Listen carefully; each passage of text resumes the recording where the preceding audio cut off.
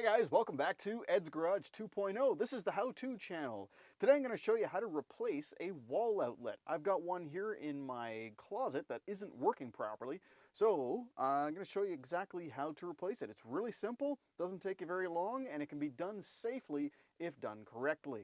So let's get started. Now the first thing you're going to need to do this safely is to locate your breaker box and flip off the breaker that controls that power outlet.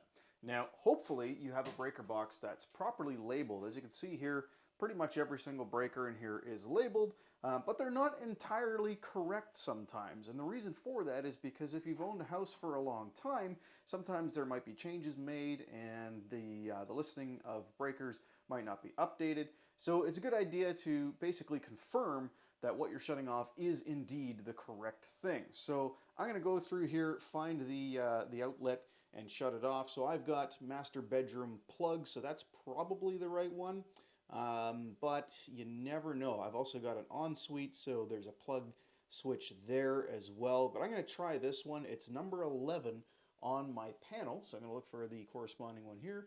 There it is, number 11. Now this is, I'm going to go ahead and flip that off. This is most likely the right plug-in. However, again, because it's the master bedroom closet, the walk-in closet, it might not be. So we're going to confirm by plugging something into that power outlet just to make sure. Now another way that you might know if it's the right thing is the light in that room may turn off. It's possible that the outlets and the lights are on the same breaker. So that might be a good indicator as well. But before doing anything with the power outlet, plug something into it and plug something into both outlets, because depending on where the outlet is, the top outlet and the bottom outlet might not be on the same breaker. It depends. In the kitchen, for instance, those are going to be on different breakers. So make sure you plug something into both just to make sure that that outlet is completely dead.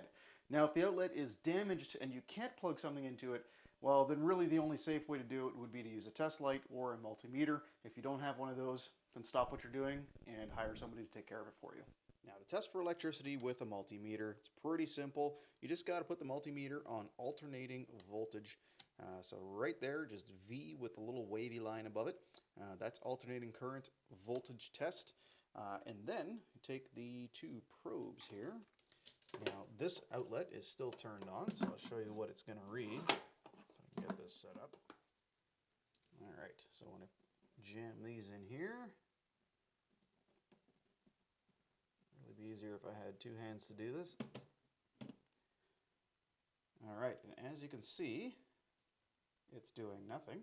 Just got to hold them a little bit. There we go, 117, 119.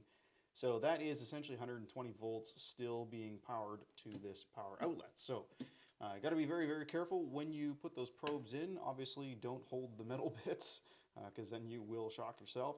And 120 volts, while it's dangerous, it's not as dangerous as 240, obviously, but it can be very, very dangerous, especially if you have trouble letting go. But yeah, that's the only real dangerous part here is when you're inserting these into a live power outlet. You got to make sure to do that holding the plastic bits of the handle here.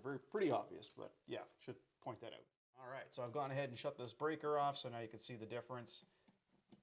There we go, and a reading of 0.031. So yeah, there's basically no more voltage here. This one is now completely off, so it's now safe to pull this one apart. And as I mentioned before, make sure to test both the top and the bottom outlet, which I didn't do in that little clip there, but you know what I mean. You want to test them both to make sure that both of them are turned off. But yeah, this outlet is now safe to start pulling apart, so let's get to it. All right, so we're going to go ahead and first use a flathead screwdriver to pull both the upper and lower faceplate screws off. Pull the faceplate off. Using a Robertson or a flathead or a Phillips, actually, depending on the screw, go ahead and pull both screws off the outlet. You'll notice the outlet start to back itself off. Go ahead and help it along, pull it off, being careful not to damage any wires.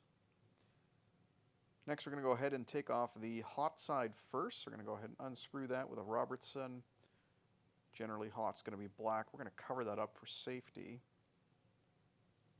Next, we're going to take off the ground line, pull that off. That's going to be either a green wire or a bare wire. And now we're going to take off the neutral line. All right, so you'll notice I am keeping a cap on here. That's just for a little tiny bit of extra safety. I have also inspected the wire here to make sure that it's not damaged. If it is, though, it is a good idea like to check this right here, maybe move it around a little bit. Just make sure it's nice and solid. If it's not, or if you're unsure, it's a good idea to just clip that and then maybe strip off a little new bit of insulation here to have a nice clean section sticking out. But we're going to use a set of needle nose pliers here to just put a little bit of a hook on the end of that wire. And then you'll notice on the outlet there are two different color screws. So there's silver screws on one side and sort of a coppery gold colored screw on the other side. So you want to put your white wires on the silver screws and the black wire, or in some cases red, on the copper screws. Now basically this is your neutral line, this is your hot line. Go ahead and hook one of these on, just like that.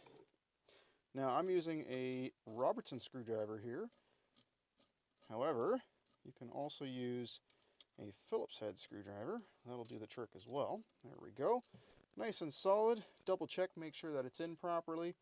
It's a good idea to seat that screw as well. That just keeps it out of the way.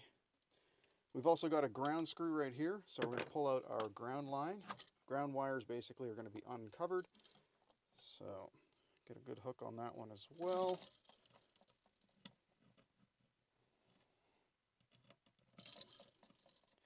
Now it is good practice to put the hook in the direction that the screw is being tightened, because otherwise tightening the screw can actually back the hook off. This way the screw tightening will actually tighten the wire around as well. Alright, let's go ahead and put the hot side on.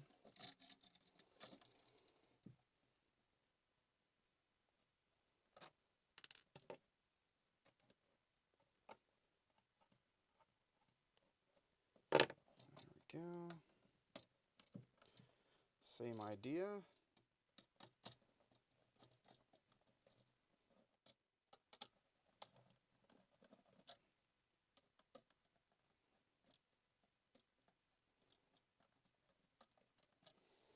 There we go. So that is now tight. Now, it's a good idea to make sure that your wires don't get too bunched up in there, not that you're pushing away. So as you're putting this in, just give it a little bit of help along the way here. All right, so before putting these screws in, we're going to go ahead and just push this in. I'm going to kind of put it on a bit of an angle. Just push it in to make sure that the wires aren't binding up or anything and pushing the outlet out too much. And then pull back slightly. Get the screws lined up. And go ahead and tighten those up.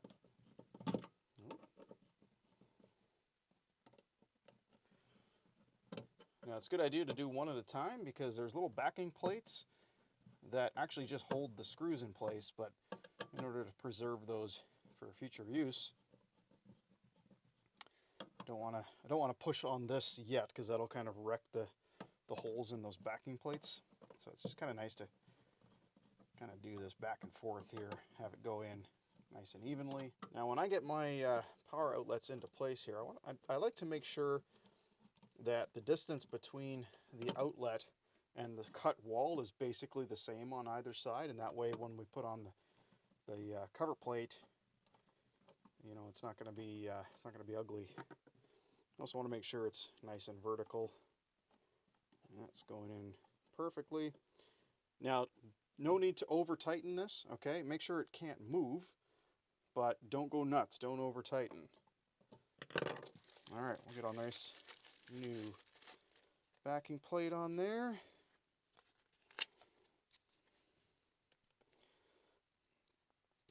Well, newish.